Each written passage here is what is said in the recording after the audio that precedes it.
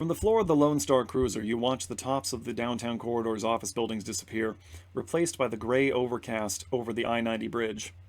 The nylon restraints binding your wrists and ankles, along with McCluskey's whistling to the radio, make for an unpleasant ride. A half hour later, the cruiser hits a whisper-smooth patch of road, and a magnificent mansion fills your view, its design a blend of old-world finery and elvish grace. The car pulls to an abrupt halt, and you're dragged onto the driveway where McCluskey pulls a nasty-looking knife and cuts your bonds.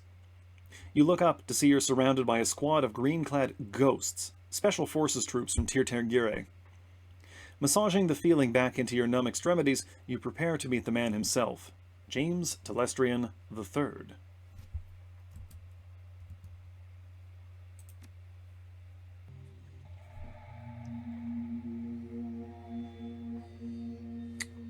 Keep doing that. Okay. Here we are. I'm almost out of coffee. Let's talk to McCluskey. Hey, look at that. We're back on our spikes. McCluskey smirks. Want some advice, moron? Of course you don't. You're a Shadowrunner and live by your own rules, don't you? I suggest you keep your remarks to yourself this time. Mr. Telestrian isn't some street meat you can impress or intimidate. He's the brains behind the throne of Tir-Tir-Gire and one of the richest men in Seattle. Let's see. And he holds your leash, right, McCluskey? You his lapdog? His eyes say I'd love to kill you now, but his mouth continues its smirk. I got one of the richest and most powerful men in the Pacific Northwest taking care of me. What do you got? Indigestion. You're dumber than I thought. Enjoy your chat. I will dispose of your body later. Tell you what, I'll make a deal with you. I'll give you whatever you want, Telestrian, if you let me beat up McCluskey. Let's talk to Mr. Quoth. Oh no, oh no. The fussy elf with the air of a Victorian butler studies you before he speaks. He doesn't like what he sees. Mr. Telestrian is expecting you. You will find him in his office. You his butler? I am Mr. Quoth, his head of household. Mr. Telestrian is waiting for you in his office. He is not one to be kept waiting. Your eyes are red. Are you human? Hey, Algernon! There's a twinkle in Algernon's eye that wasn't there when you spoke at the Seamstresses Union. It is good to see you again. There is much to do. Okay, my magical friend, explain yourself. No, I do not explain. I provide a service. Seek me out after you have spoken to James Telestrian. Perhaps I can be of service again. Well, that implies that we're gonna make it through this alive. Where can I go? Not up the stairs. Nowhere. Interesting fireplace.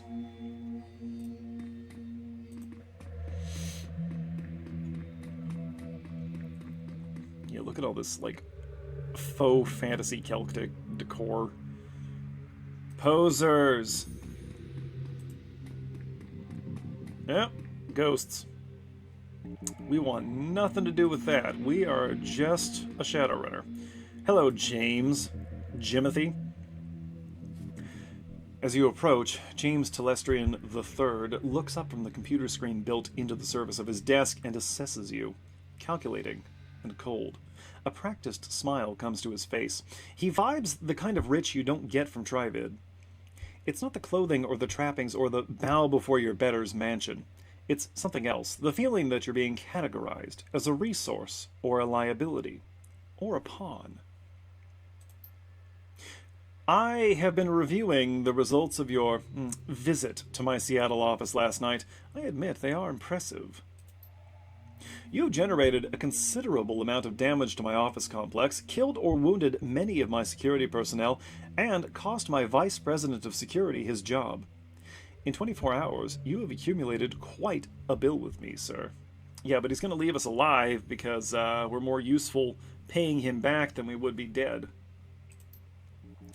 How do you intend to settle your debt? Hey, look at that. Etiquette corporate. Well, once my current assignment is complete, I would be happy to discuss working off my debt to you, Mr. Telestrian. That discussion may happen one day, assuming the outcome of this conversation does not result in your immediate termination. Try it, bucko. When one is in my debt, they remain in my debt until such time that I decide the debt is repaid. There will be no negotiation on that point. However, you have one piece of information which you might use as a bargaining chip in the little time you have left to live. Why you took what you took. I am interested to know why you and your team of criminals fought your way through my security teams up to my private office to access the Matrix and uncover the location of a simple research project. Let's see. How direct do we want to be? You know what? Just for funsies, let's bring up Sam. It goes like this. Your half-brother, Sam Watts, hired me to find his own killer. He had a dead man's switch. When I find the killer, I get paid. You impress me, sir. My father's bastards are intentionally not well known even to themselves. Nevertheless, I fail to see the connection between this Sam Watts' death and a raid on one of my office buildings. There is no connection between the research project and the dead man that I am aware of. Well, you see, you enormous jackass. Sam was killed by your half-sister Jessica. Jessica is protected by giant bugs. Aegis kills giant bugs. Kill the bugs, kill Jessica, get paid. Do you follow all that? I find your bluntness somehow refreshing. He touches a button on the desk. Mr. Quoth, please ask my daughter to join us. It's her! The young pretty elf has dark circles under her eyes and a haunted expression on her face. She recognizes you instantly. He already knows we saved her. It's you! You're the man who helped me escape from the Universal Brotherhood. How did you get here? Telestrian cuts in quickly.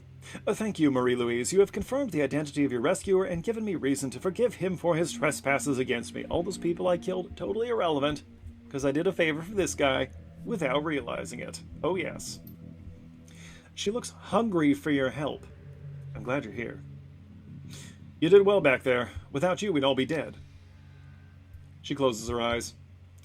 Thank you, but I'm not sure that death wouldn't be better than this. I can't sleep at all. I'm afraid that this is a dream, and that I'll wake and still be there with the bugs.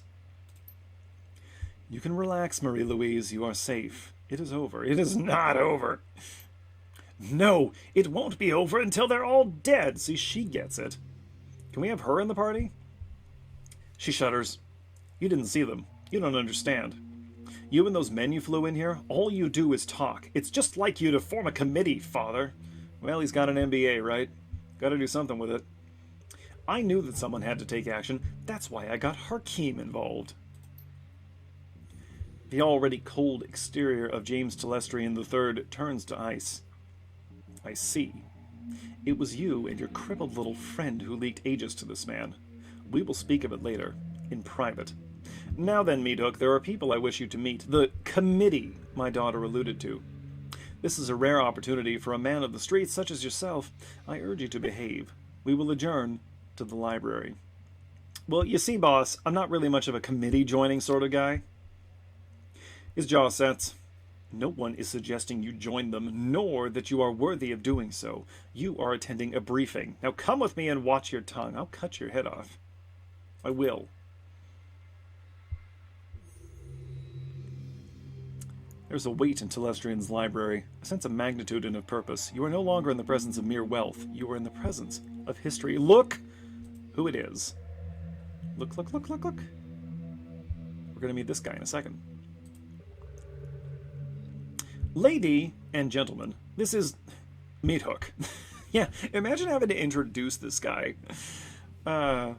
He is the orc who saved my daughter and the only one who has faced our common enemy in combat.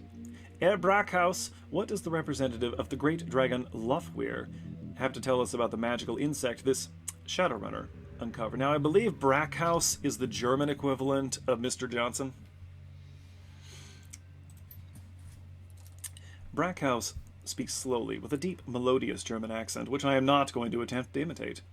He takes his time, accentuating each word, relishing each vowel and each consonant, tasting them as if they were a delicacy. I cannot speak that slowly. My lord Lofweir has witnessed the insect spirit's physical manifestation before, roughly 9,000 years ago. As you are aware, magic ebbs and flows from the earth, cycling from peak to peak over the course of 5,200 years. As the level of magic grows... Hans, dear, I love you, but you could babble on forever, and I believe time is of the essence. The painted elf addresses you. Me took, is it? Delighted. The bug you fought was not merely a magically awakened animal like a wyvern or hydra or anything else in the sixth world. In fact, it isn't from this world at all. It's the physical embodiment of an insect spirit from another plane of existence. Harlequin is... this guy is a significant character from the Shadowrun lore. Harlequin's stat block simply reads that Harlequin can do whatever he wants. Moving on. Before you go on, I've got to ask, who are you and why are you dressed like that? Excellent question. One I've asked myself many times. Now, an insect spirit can't simply thumb a ride through astral space and show up on Earth late for dinner. Dinner, in this case, being us. Two elements are required to bring one across the void, a shaman and a host. First, the spirit calls upon a shaman, often in dreams. The spirit seduces the shaman with promises of great power. The shaman then accepts the spirit as his totem. Next, the insect spirit requires a suitable host. The best candidates are the disaffected and the disenfranchised. In short, the weak-willed. Also, the primary targets of cults. In case anyone had not yet made that connection. Their minds are the most susceptible to suggestion, which is helpful in making the transformation. As you may imagine, these are the sort of people easily attracted to a cult. I just said that. Such as the Universal Brotherhood. Finally, by performing what has to be a truly disgusting ritual, the shaman serving the insect totem implants the spirit into the host, willingly or not. Then it's feeding time. Harlequin is correct. The insect spirit will then slowly consume its host while transforming it into the spirit's own insectoid body, thus manifesting itself fully on this plane. Whiz, bugs from another dimension need killing. I get it. No, you don't, kid. Not by a long shot. This is bigger than hunting down an insect shaman or putting a few 9mm rounds into a bug. The initial bugs prepare a nest for the summoning of a queen. Once a nest has its queen, she literally explodes with newly manifested insect spirits. They swarm out of the nest, feasting on all the flesh they can find and implanting more insect spirits into the fresh corpses. Again and again and again. The room falls silent as they all consider the scenario, faces grim. Telestrian breaks the silence. This is not an infestation, Meathook. It is an invasion. My Lord Lofweir knew this day would come, but he did not know precisely when nor where. Your rescue of Mr. Telestrian's daughter has exposed the existence of an insect spirit for the first time in this cycle of the world. Let's see. Why don't you just fire a cruise missile at the Brotherhood and call it a day? Yeah, sure, why not? You have engaged the enemy. You know why. The insect spirit is only a resident in the transformed host's body. Conventional weapons can hurt the body and expose the spirit, but the spirit itself exists on two planes. It cannot be destroyed by mundane means. Hence, Project Aegis. They've barely given this guy an accent in the text. That is an interesting choice.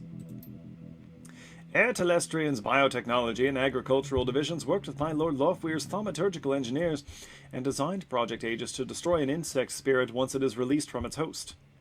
The formula, a fluorescing astral bacteria strain, exists in the physical and astral plane at once and can thus affect the insect spirit like an adept or a magician. Now that was a mouthful. Did you memorize it or are you reading it off of index cards? My director of R&D, Diane Ravenwood, will explain how Project Aegis will be used in the field. Dr. Ravenwood, please let me stop reading all this elf dialogue.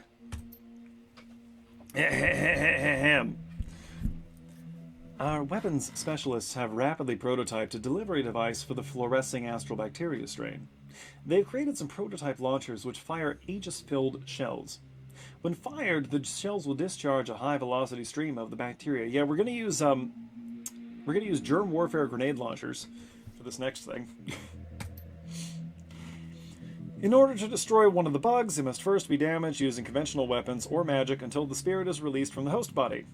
Then, the insect spirit must be shot with the Project Aegis prototype launcher to destroy it. Okay. It stomps bugs dead. Got it. Move on. Crudely put, but accurate. We must stop the Universal Brotherhood from summoning a queen, and we must stop them immediately. You are the only one who has been inside their facility, and the only one who has personally fought these creatures before. That, along with your highly effective assault upon my property, indicates that you are the ideal person to lead the attack. What makes you think this will actually work? He grins, and his red lipstick catches the light. Because it has to.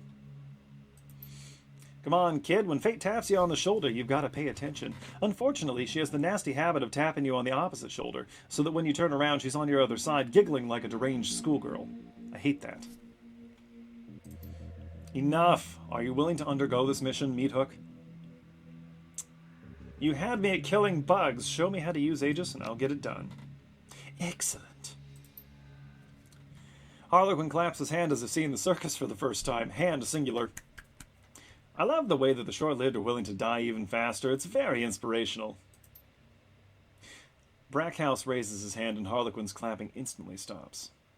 There is one final note. A warning, if you will. You have seen the danger the insects represent, but you have not witnessed the shaman's power. See, right here, they went with half and then have. Make up your mind. The shaman must tap into a powerful source of magic in order to summon a queen. We do not know what abilities that power source will grant. Beware of the insects, but do not underestimate the shaman. Hey, don't scare the kid, Hansel. We still need him to go on the mission. By the by, I'm coming with you, Meathook. I wouldn't mind seeing these creatures for myself. I missed him last time. Telestrian will bankroll you so you can hire the rest of the team. Find me when you're ready to go, and we'll bug right out of here. He sighs. Yes, speak with Harlequin when you're ready to depart. If you wish to acquire additional supplies for your mission, find my assistant, Quoth. He is highly resourceful. Cool. We gained some karma. We have 8 karma. Is that going to be enough for us to do anything with? I do want to power level our strength, but let's also raise close combat. There we go. We'll just take what we can get as we can get it at this point. Why not? Okay, we need to talk to everyone here. Let's talk to Quoth first.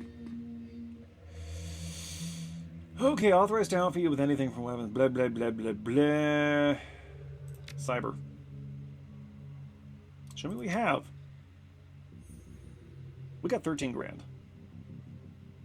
Oh, we didn't get paid for the Telestrian run. Okay, what do we still need? We could use an alpha data jack. That's not a thing. Okay, all of our chrome is cyber, or is alpha already, so we actually don't need... Can we install one of these? No, we can't install a second cyber arm. Never mind. We're good, I guess. What do you got in the way of armor? I think we're going to stick with the shock gear for the +1 strength and the bonus hit points. Show me the gear.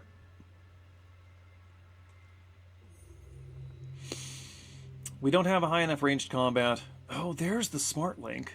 Okay. We're still not using a smart linked gun. Alright. Well, so be it. What about stabby bits?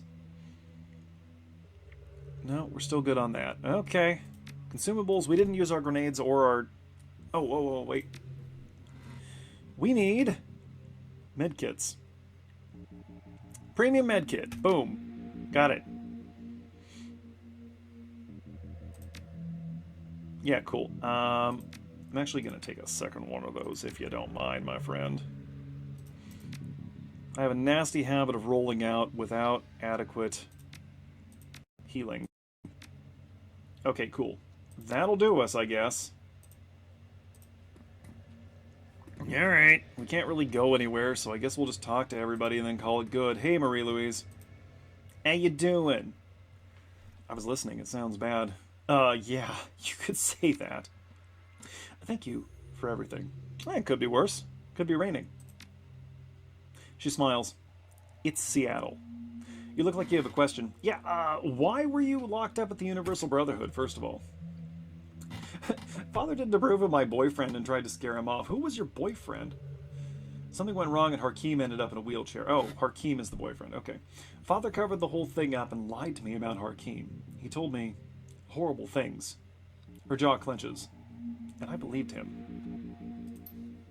My Aunt Lynn told me the truth about Harkeem and how my father died. She preyed upon my anger. I was so disgusted with him, it was easy for her to get me to leave and join her new family at the Universal Brotherhood. Well, what did they want with you? Aunt Lynn was very excited to have me there, almost manic. She talked about the inner circle and how I was going to be at its center. She said I would be their queen. The way she spoke, it was as if she'd seen God or something. Her eyes close and she hugs herself tightly. But it's not God she sees, it's bugs. Only bugs. Alright, was it Harkeem who helped you in the Matrix? She smiles. In love. Yes, even after my father ruined his life and convinced me to hate him, he's still been watching over me. My angel in cyberspace, Baron Samedi. After we escaped, I told Harkeem about the Brotherhood and about the bugs. It was his idea to steal Project Aegis so you could go back into the Universal Brotherhood and exterminate the bugs, but I don't know how he knew about it. Baron Samedi just knows things. Alright, so what did Harkeem tell you about us breaking into your father's office? Nothing. I haven't spoken to him since last night. Why? What happened? He hasn't contacted you? No, and I thought he would by now. Did something happen to him?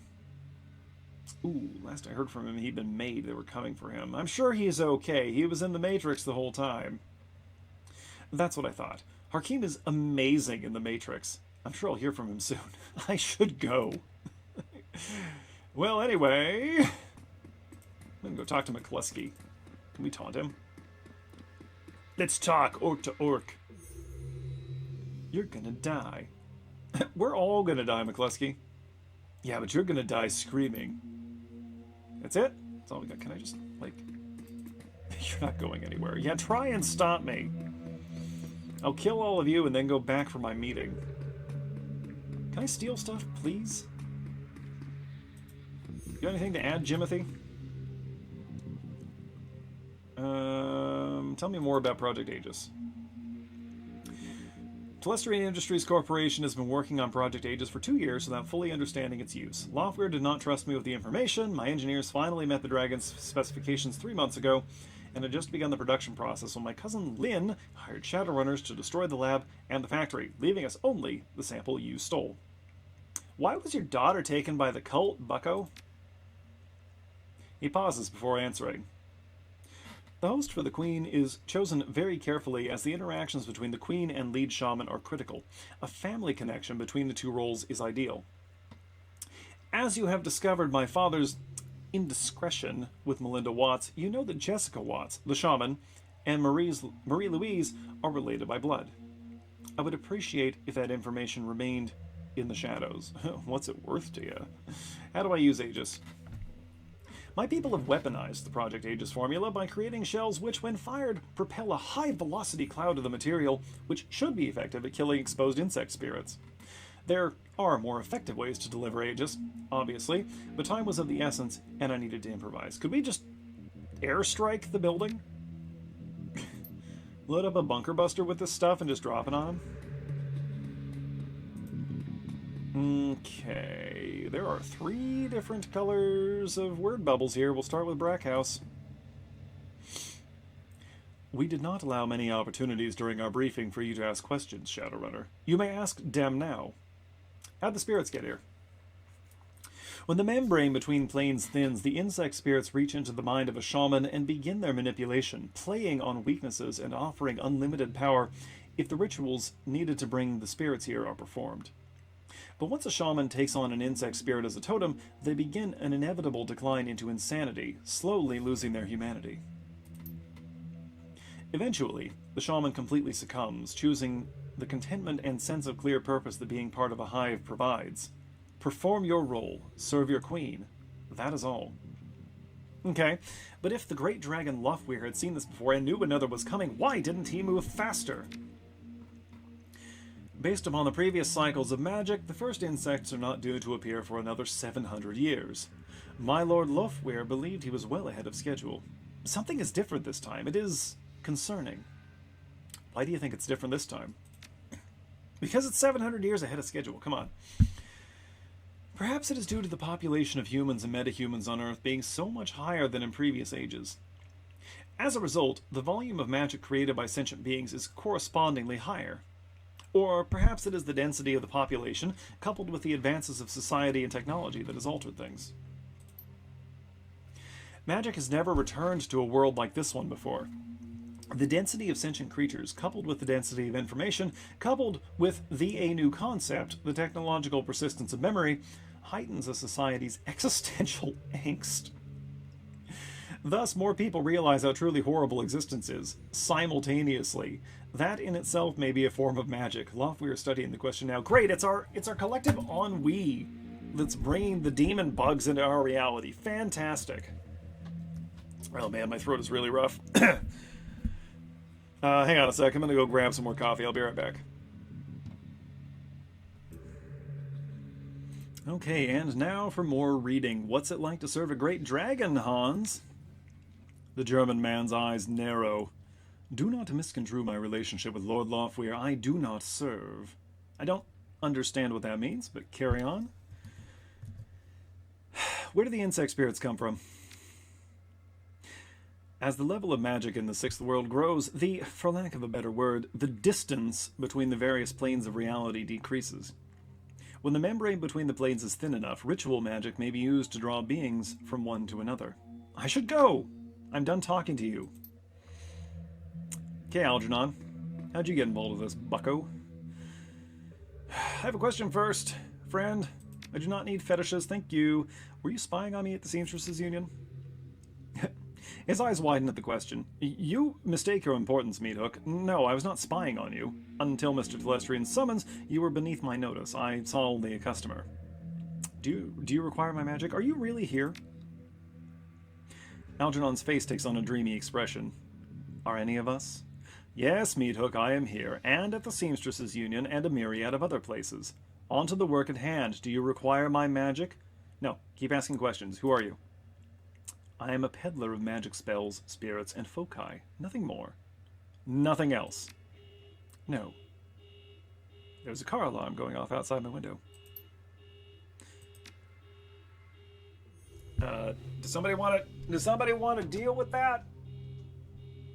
Oh, there's some moron parked on the painted curb letting their car alarm run off as they go. Stand by.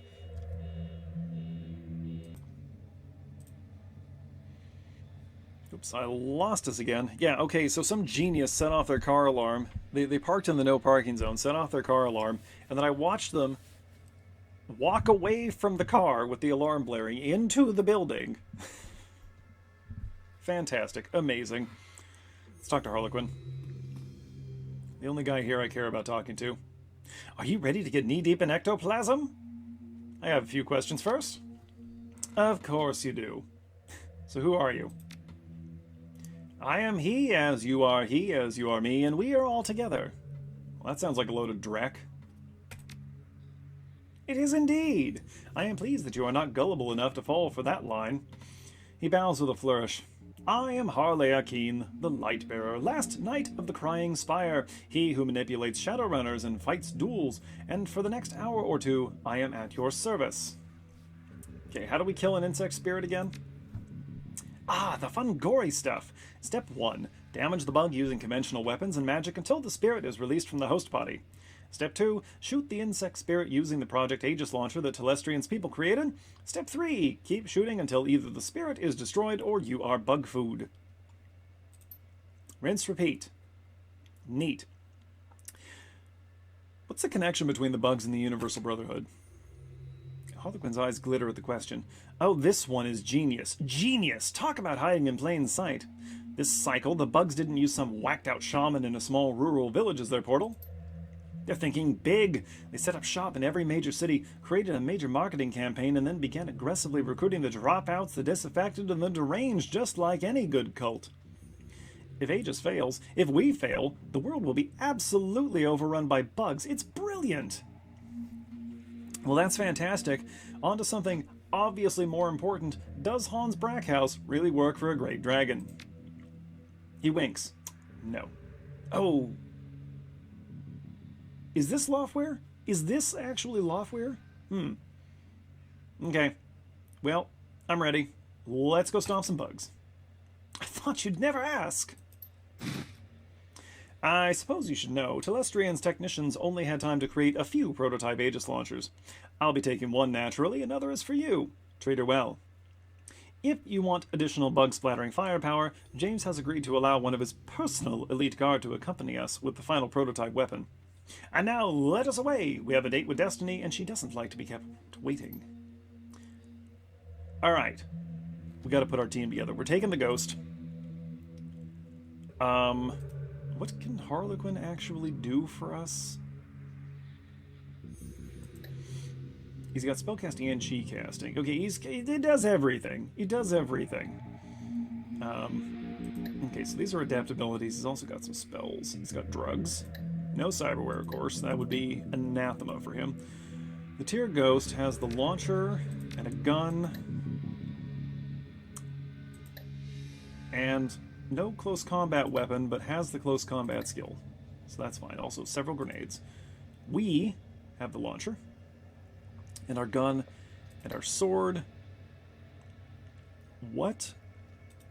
Who do I need for this? We could take Coyote. We're not going to take Coyote. Man, what do I don't remember what I need for this. We should probably. Are these guys actually any better? We can get an urban shaman. It's probably not a terrible idea. July West. We could probably use a good shaman in this fight. Bosnia Bomb? That's kind of a grim street name. I knew a guy from Bosnia who had survived some clan fighting in his village, whatever, some kind of ethnic cleansing. He was deaf in one ear from where a grenade went off on the other side of a wall from where his head was.